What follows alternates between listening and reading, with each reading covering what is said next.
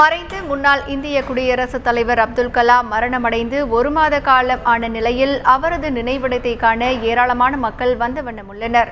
அப்துல் கலாமின் உடல் ராமேஸ்வரத்தில் உள்ள பேக்கரம்பு கிராமத்தில் அடக்கம் செய்யப்பட்டுள்ளது. இந்த நிலையில் அவரது நினைவிடத்தில் அஞ்சலி செலுத்த இந்தியாவின் பல்வேறு மாநிலங்களில் இருந்தும் மக்கள் வந்த வண்ணம் உள்ளனர். ஆனால் நினைவிடத்தை எளிதில் சென்றடைய வழிகாட்டி பலகைகள் எதுவும் இல்லை என மக்கள் குறை கூறுகின்றனர்.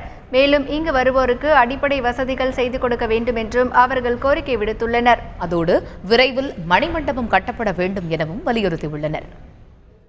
இங்கே ஒரு நல்ல மந்திரம் போடு அவருக்காக ஒரு மந்திரம் அஞ்சலி போடுறதுக்கு ஒரு மந்திரம் போடணும்னு நல்லா நினைக்கிறாங்க.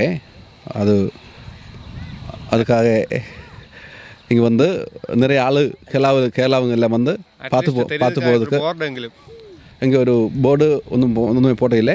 அதில் போட்டு வச்சு மக்களுக்காக இங்கே வந்து அஞ்சலி போடுறதுக்கு நல்லா இருக்குது. தமிழ்நாடு, கேரளா, ஆந்திரா பல்வேறு மாநிலத்திலேருந்து வர்றாங்க. ஆனால் வந்து எந்த இடத்துல இறங்கணும், எந்த இடத்துல அவங்களுடைய சமாதி அமைஞ்சிருக்குங்கிறது உருப்படியான முறையில் தெரியலங்க. ஆனால் ஒரு காடு மாதிரி தெரியுதுங்க. முதல்ல இந்த இடத்துல வந்து என்னன்னு கேட்டிங்கன்னா, அவங்களோட ஏபிஜே அப்துல் கலாம் அவர்களுடைய சமாதிக்கு பக்கத்தில் இந்த இடத்துலலாம் அப்துல் கலாம் சமாதி அடங்கியிருக்காங்க அப்படிங்கிறத பற்றி ஒரு விளம்பர பலகை இந்த இடத்துல முதல்ல வைக்கணும்.